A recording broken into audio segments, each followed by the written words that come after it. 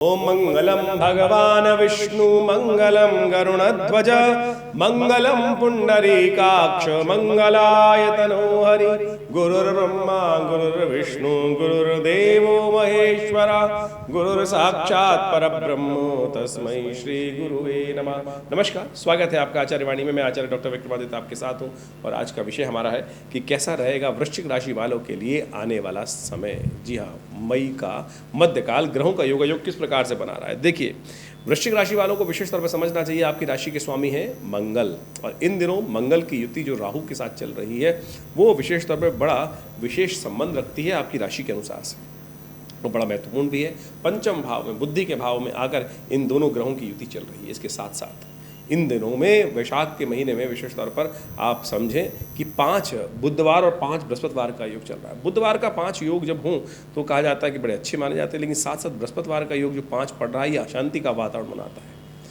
दो ग्रह इस वक्त अस्त अवस्था में चल रहे हैं, बृहस्पति महाराज और शुक्र महाराज। और आपकी राशि के अनुसार से बात करें तो सप्तम भाव के स्वामी शुक्र हैं और पंचम भाव के स्वामी बृहस्पति भी हैं, और इस प्रकार से कई भावों को इम्पॉर्टेंट रूप से वो अभिव्यक्त करते हैं। और उन सब धन भाव के भी स्वामी बृहस्पति हैं, और ये दोनों ग्रह अस्त अवस्था में चलने के कारण से हमारा प्रकृति में विशेष तौर पर मौसम में भी उठापटक होने के योग दिखाई देते हैं, विस्फोटक योग बनते दिखाई दे रहे हैं। पश्चिमी देशों के लिए तो ग्रह किसी प्रकार में अच्छे नहीं दिखाई दे, अशांति का वातावरण बनता दिखाई देगा। ऐसे में साथ साथ जो वातावरण दिखाई देता है तूफान का, बवंडर का, और साथ साथ प्राकृतिक आपदाओं के कुछ योग दिखाई देते हैं। तो ऐसे में ये त्रासदी का जो माहौल बन रहा है इसमें थोड़ा सा सावधान होकर चलने की ज़रूरत है। वृश्चिक राशि वालों के लिए ग्रह क्या किस प्रकार से खेल खेल रहे हैं उनको आपको अच्छे से समझना चाहिए। 11 तारीख की यदि हम बात करें, वैशाख का महीना चल रहा है, शुक्ल पक्ष विद्यमान है, चतुर्थी तिथि विद्यमान रहेगी, और मिथुन राशि में चंद्रमा आपकी राशि के अनुसार से चल रहे हैं।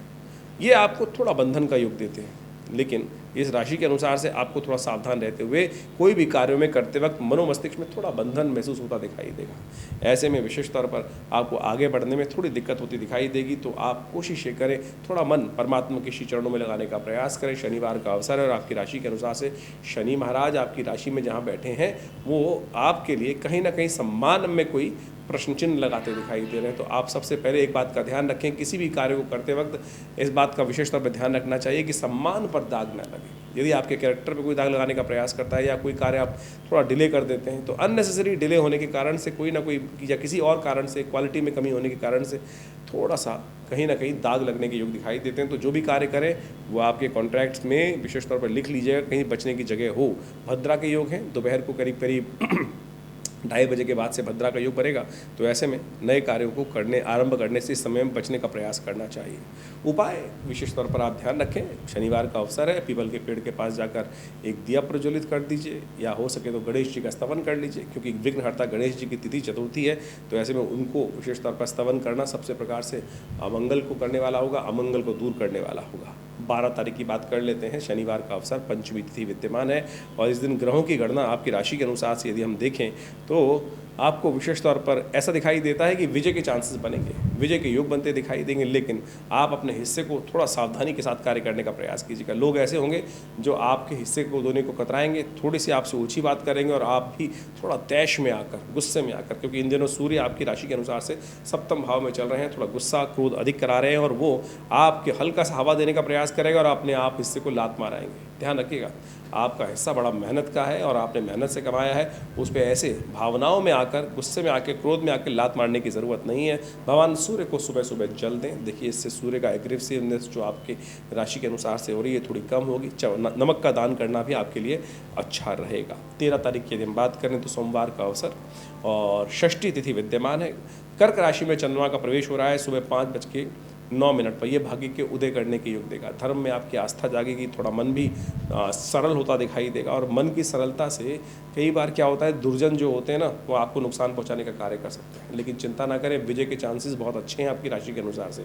थोड़ा सा आपको उसके निमित्त कार्य करने का प्रयास करना चाहिए। भगवान शिव का स्तवन करें, दूध का दान करें, ये उपाय करके आपको लाभ हो सकता है। सर्वार्थ सिद्धि योग भी विद्यमान है, और ऐसे में सर्वार्थ सिद्धि योग जो है वो 11 बज के करीब 23 मिनट से आरंभ होगा, और नए कार्यों को करने के लिए नया शक्ति का संचार होगा। जो विशेष तौर पर अभिजीत मुहूर्त का समय रहेगा, दिन का मध्याह्न काल, वो भी आपके लिए श्रेष्ठ दिखाई देता है। लेकिन एक बात का ध्यान रखिएगा, 2 ग्रह इन दिनों अस्त चल रहे हैं, और जो नए कार्यों को पूरी तरह बड़े कार्यों को आरंभ करने में विघ्न उपस्थित करते हैं। लग्न शुद्धि पूरी तरह से नहीं है, छोटे मोटे कार्यों को करने के लिए दिन अच्छा है, मुहूर्त अच्छा है, उसका लाभ मिल सकता है। 14 तारीख को मंगलवार का अवसर और सप्तमी तिथि विद्यमान है और इस दिन विशेष तौर पर ग्रहों की गणना को देखें तो विशेष तौर पर गंगा सप्तमी के योग दिखाई देते हैं। साथ साथ सूर्य भी वृषभ राशि में परिवर्तन के योग बना रहे हैं और ये सूर्य का वृषभ राशि में जाना, अष्टम भाव में जाना, आपकी राशि के जो सप्तम भाव में आपकी राशि के अनुसार से जो केंद्र स्थिति बनेगी उसमें आपकी राशि के अनुसार से आपके लिए थोड़ा सा सावधानी भरा समय है।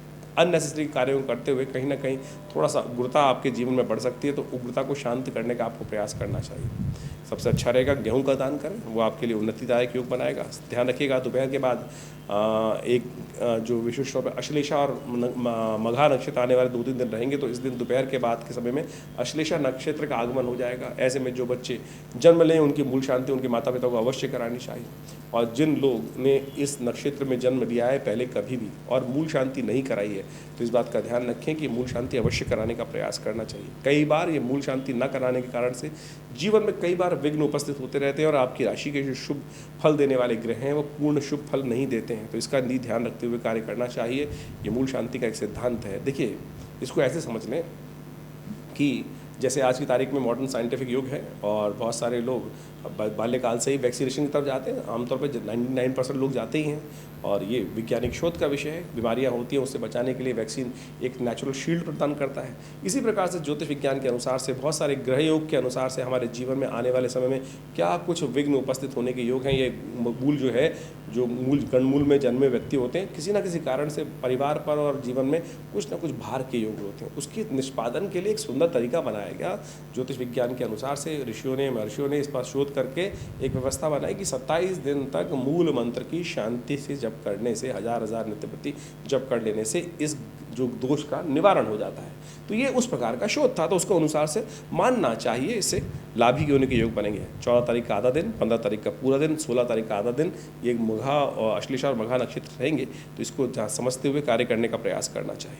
15 तारीख का दिन, बुधवार का दिन, अष्टमी तिथि विराजमान रहेगी और अष्टमी इस बार 2 दिन की रहने वाली है। थोड़ा सी वृद्धि अगले दिन भी जाएगी, तो सिंह राशि में चंद्रमा का प्रवेश होगा, ये आपके लिए अनुकूल रहेगा। दिन आपके लिए अच्छा दिखाई देता है और इस दिन एक अद्भुत योग बन रहा है।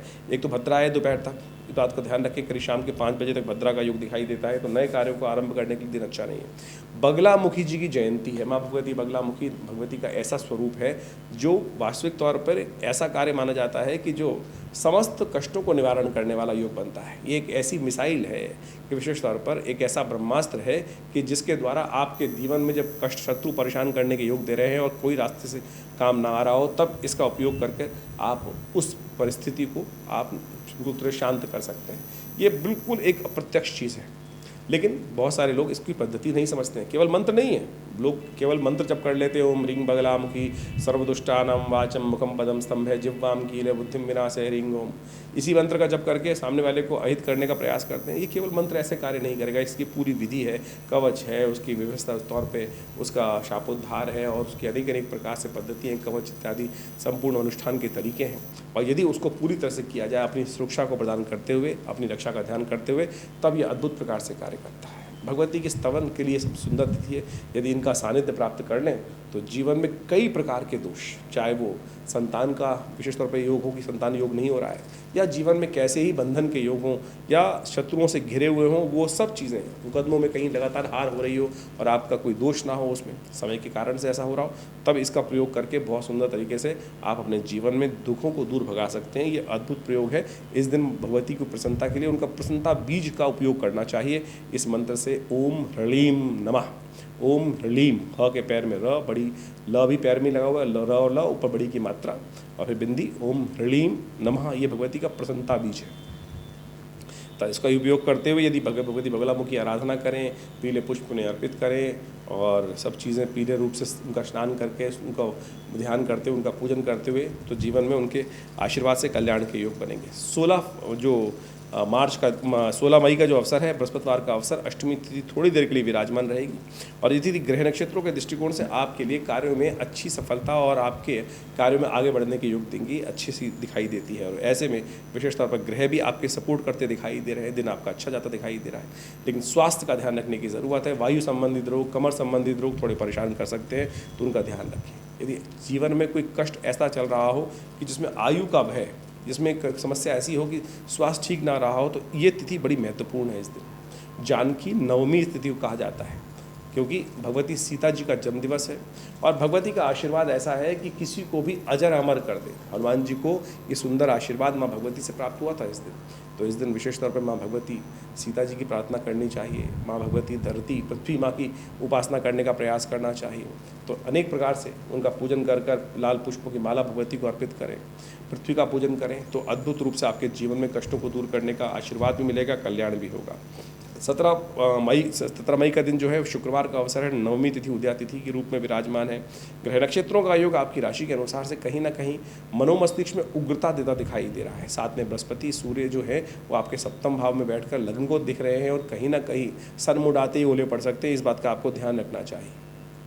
सफलता के योग भी साथ साथ बन रहे हैं, लेकिन इस बात का ध्यान रखें कि हमेशा ऑल्टरनेट रास्ता तैयार रखिएगा। कहीं ना कहीं ग्रह ऐसे हो सकते हैं कि लास्ट मोमेंट में जाकर कहीं वो दरवाज़ा बंद हो जाए, तो उससे पहले ही प्लानिंग करते हुए ऐसा काम करें कि नए कार्यों नए उस रास्ते को कोई ऑल्टरनेट रास्ता ढूंढ के रखना चाहिए। ये विशेष तरह बहुत ज़रूरी है। पीली चीज़ों का दान करना आपके लिए अच्छा रहेगा। साथ साथ हो सके तो गौ पूजन करें। मैं कई बार गौ पूजन का उपयोग हम बताते हैं। बहुत सारे लोगों ने व्हाट्सअप में हमें लिख के भी भेजते हैं कि महाराज हम शहरों में रहते हैं और हमको गौ पूजा करने में दिक्कत आती है। तो आज मॉडर्न उपाय बताने का प्रयास करें। देखिए, उपाय तो जो है वो विशि रूप से, अब गऊ के अंदर समस्त देवताओं का वास है, तो मैं तो मॉडर्न बन रहा हूँ, आप मॉडर्न कितने बन रहे हैं वो आपको सोचना चाहिए इस बात के। बहुत से लोग लिखते हैं कि मॉडर्न युग आ गया है कि आप अपने सिस्टम को चेंज करके नई व्यवस्थाओं को बनाने का प्रयास करें। जो व्यवस्था जिस प्रकार से, देखिए, सकल पदारथ हैं जग माही, कर्महीन पुरुष पावत नहीं। इसको आप इस प्रकार से देख सकते हैं कि गौ पूजन करने के लिए आप बहुत सारे आज की वेबसाइट्स भी हैं, बहुत सारे ऐसे संस्थान हैं जो गौ क्षेत्र में काम कर रहे हैं। आप वहाँ जाएं और अपने नाम से 10 रुपये का डोनेशन कर दीजिए उनको। क्या दिक्कत है? आपकी जितनी सामर्थ्य हो आप उतना करने का प्रयास कीजिए। देखिएगा उसके बहुत सारे रास्ते हैं, बहुत सारे लोगों ने रास्ते खोल रखे हैं, तो आपकी गौ पूजा का रास्ता बन जाएगा। कोई दिक्कत नहीं, आप स्वयं नहीं कर सकते, उसका मार्ग बनाने का प्रयास कीजिए।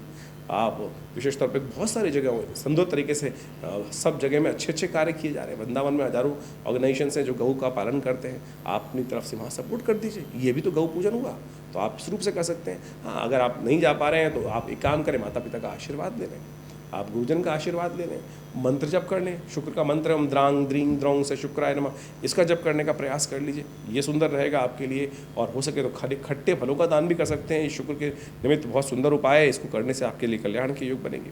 18 जो मई का दिवस है वो शनिवार का अवसर है और साथ साथ दशमी तिथि विराजमान है। दशमी तिथि के साथ साथ कन्या में चंद्रमा का प्रवेश भी हो जाएगा, जो सुबह सुबह आपके लिए कल्याणकारी योग बनाएगा, लाभ के योग बनाएगा। गजकेसरी योग गोचर में निर्माण करेगा, धन लाभ की स्थिति उत्पन्न करेगा। तो आप आनंदपूर्वक श्रद्धा भाव के साथ काम करने का प्रयास कीजिए। शनिवार का अवसर है और आपके ग्रह के अनुसार से वृश्चिक राशि वालों के लिए शनि महाराज इन दिनों जिस भाव में चल रहे हैं और उनके लिए बहुत सुंदर योग बना रहे हैं। तो ऐसे में थोड़ा शनि को प्रसन्न करने का प्रयास करें। शनि स्तोत्र का पाठ कर लीजिए, आपके लिए शुभ होगा। हनुमान जी का पूजन करना भी आपके लिए शुभ रहेगा। 19 तारीख का दिन रविवार का अवसर है और भाद्रपद विशेष तौर पर वैशाख मास के शुक्ल पक्ष की एकादशी है और ये एकादशी जो है मोहिनी एकादशी है।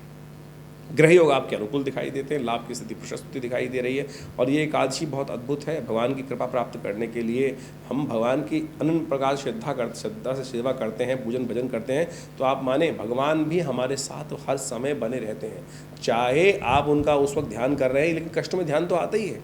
हमें लगता है कि भगवान हमारे साथ नहीं है, भगवान हर परिस्थिति में हमारे साथ रहते हैं।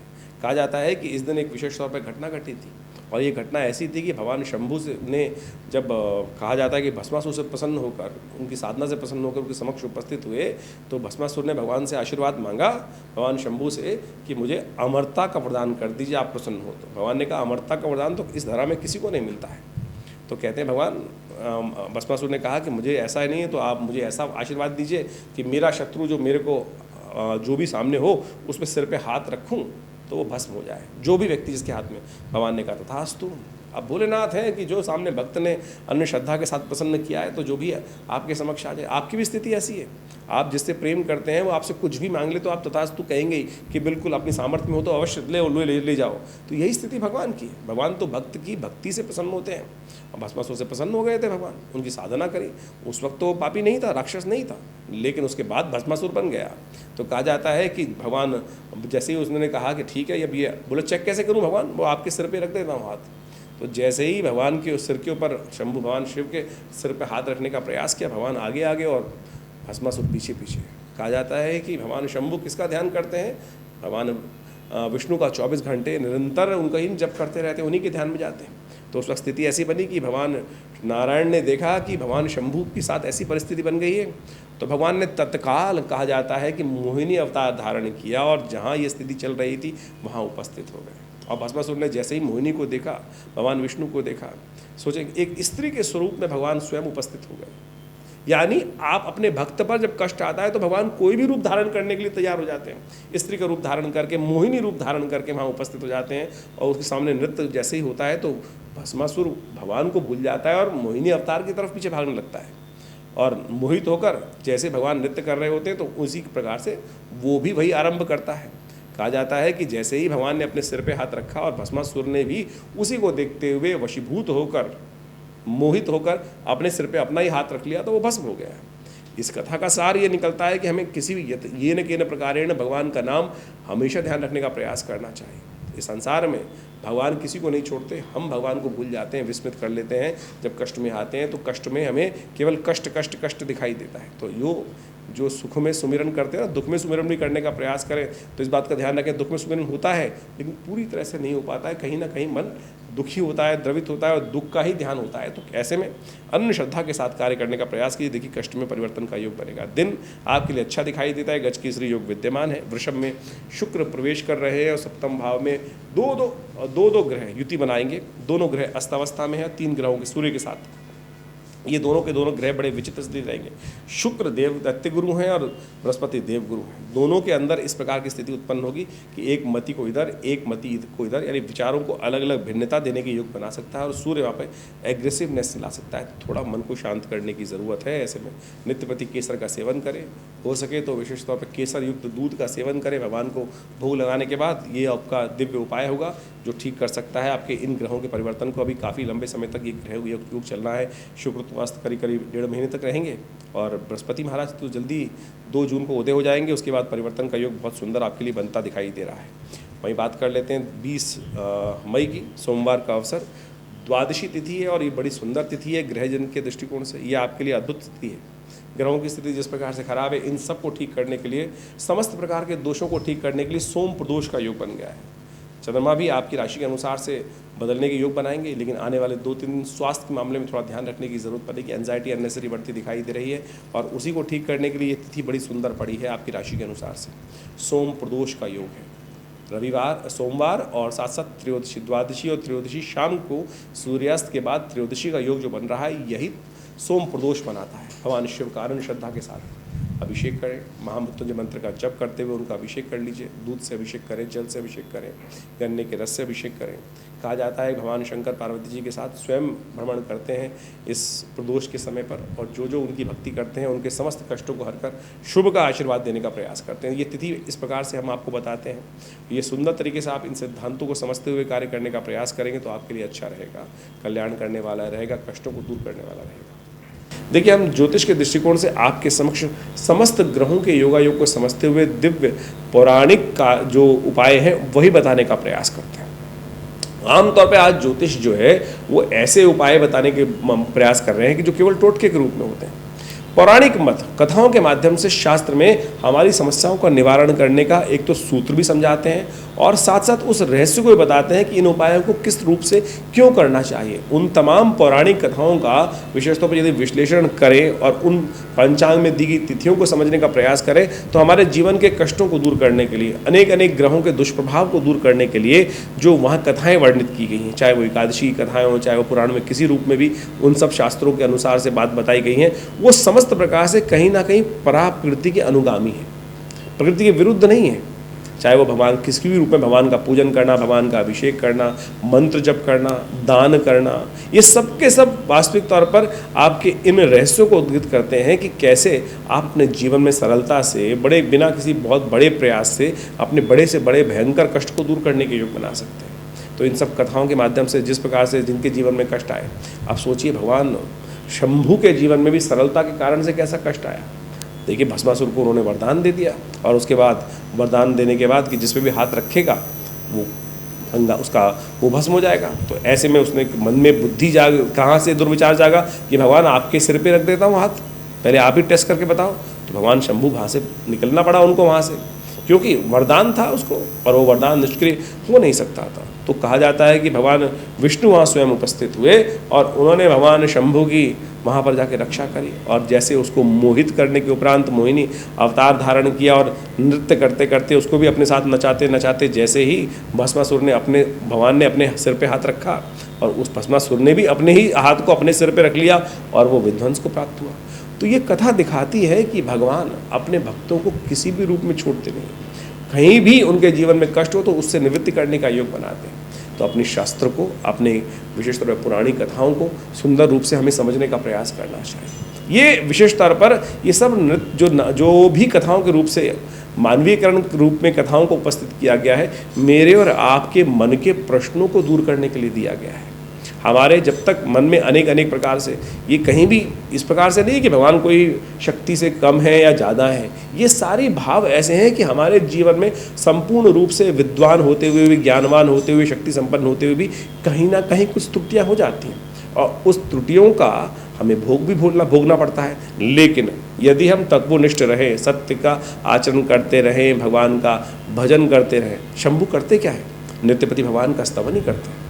उनको आंख में बंद कर किसका नाम स्मरण करते हैं? भगवान का ही, तो प्रभु परात्परब्रह्म का ही तो नाम स्मरण करते हैं। शास्त्र में यहाँ इन तीनों शक्तियों में कहीं कोई छोटा बड़ा नहीं बताया गया है। तो हम इसी सूत्र को समझते हुए, इन्हीं रूपों को समझते हुए जो हम उपाय आपको नित्यपति बताते हैं, उन सबको निदान करते हुए अवश्य कार्य करने का प्रयास करना चाहिए। कुछ लोग हैं जो आज हमारे शास्त्र पर अनेक प्रकार के प्रश्नों को उपस्थित करने का प्रयास करते हैं। शास्त्र कहीं गलत नहीं है, मेरा जो मैं आपको ज्ञान दे रहा हूँ वो कहीं ना कहीं कमी हो सकती है, किसी विद्वान में कोई ना कोई मिस इंटरप्रिटेशन करने की बात हो सकती है, लेकिन शास्त्र में जो भी कथाएं उपस्थित की गई हैं वो सारी की सारी हमारे जीवन में कल्याण के मार्ग को प्रशस्त करने वाली। ये विवेकानंद योगाश्रम, मैं आचार्य विक्रमादित्य, इसी अपने चैनल के माध्यम से आप सबके समक्ष इन सब रहस्यों को धीरे धीरे रखने का प्रयास कर रहे हैं। ज्योतिष के माध्यम से हम इन कथाओं को भी आपके समक्ष रखते हैं, तो जिससे आपके प्रश्नों का भी समाधान हो। और विवेकानंद योगाश्रम में तो इस संबंध में बहुत सारा अद्भुत कार्य किया जा रहा है, स्वाध्याय कराया जा रहा है। हर रविवार को विशेष तौर पर जो आश्रम में नित्यपति 8 घंटे यज्ञ होता है, रविवार के दिन हम उस कार्यक्रम में स्वाध्याय की व्यवस्था कराते हैं। आप स्वयं उसमें भाग ले सकते हैं, यज्ञ में भाग ले सकते हैं। और भारतीय संस्कृति में यज्ञ प्रधान संस्कृति बताई गई है, लेकिन विचित्र विडंबना यह है कि आज हमारी संस्कृति यज्ञ शून्य होती चली जा रही है। यज्ञ हमारे जीवन में है ही, होता ही नहीं है। जहाँ जिस जगह कहा गया था बल विश्वदेव यज्ञ जैसे हमारे संस्कृति में उपस्थित किए गए कि नित्यपति हर व्यक्ति को अवश्य ये यज्ञ करने का प्रयास करना चाहिए। पहले तो चलो क्या हुआ, यज्ञ धीरे धीरे आक्रांताओं के कारण से संस्कृति का धीरे लोप होने का प्रयास होता रहा। फिर जो मॉडर्न व्यवस्था बनी उसके कारण से हम धीरे धीरे ऐसे हो गए कि ना हम पाश्चात्य संस्कृति को अपना पाए पूरी तरह से, ना अपनी संस्कृति को। पाश्चात्य देश आज हमारी संस्कृति को अपनाने का प्रयास कर रहे हैं। वो लोग समझ रहे हैं कि हमारे जो विश्लेषण है कितने सुंदर रूप से प्रकृति के साथ जोड़ने का है, लेकिन हमारे यहाँ कुछ लोग आज भी हमारी ही संस्कृति के अंदर ना समझते हुए, अज्ञान रखते हुए आज हमारी संस्कृति का ही उपहास करने का प्रयास करें। आज आवश्यकता है कि हम अपने बच्चों को पुनः उस संस्कृति के साथ जोड़ने का प्रयास करें। और ये संस्कृति बड़ी सुंदर है। ज्योतिष विज्ञान के माध्यम से हम इन सब बातों को, कथाओं को धीरे धीरे आपके समक्ष रखने का प्रयास करते हैं। तो आपके मन में भी कोई प्रश्न चल रहा हो तो चिंता ना करें, आप हमारे इस कार्यक्रम में जुड़ सकते हैं और अपने प्रश्नों का हम भेज सकते हैं, उन सबके निदान भी देंगे।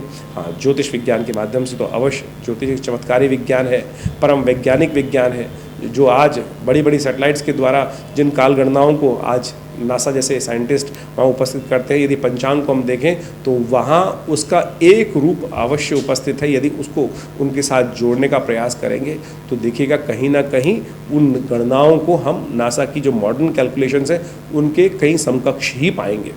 तो कैसे हमारे ऋषि उन्होंने इतनी सुंदर चीज़ उपस्थित करी उस समय में, जहाँ ना सैटेलाइट्स थे, ना टेलीस्कोप्स थे, ना कोई विशेष तौर पे कंप्यूटर्स अवेलेबल थे। तो आप समझें कि हमारी संस्कृति बड़ी अद्भुत है, वैज्ञानिक है। हमारे यहाँ चाहे योग, चाहे प्राकृतिक चिकित्सा, चाहे विज्ञान, जो भी बातें बताई गई हैं शास्त्र में वो बिल्कुल प्रमाणित हैं। उन सबको हम जीवन में उतारने का प्रयास करेंगे तो बड़ा सुंदर आपके प्रश्नों का समाधान भी मिलेगा, जीवन को जीना भी आसान होगा। और जीवन जीने की कला हमारे संस्कृति के अलावा तो शायद किसी और संस्कृति में इतनी सुंदर तरीके से नहीं बताई गई है। विवेकानंद योगाश्रम में आप बहुत सारे कार्यक्रमों के लिए पधार सकते हैं। हम समय समय पर आपके साथ जुड़े रहते हैं, आपके प्रश्नों का समाधान देते हैं।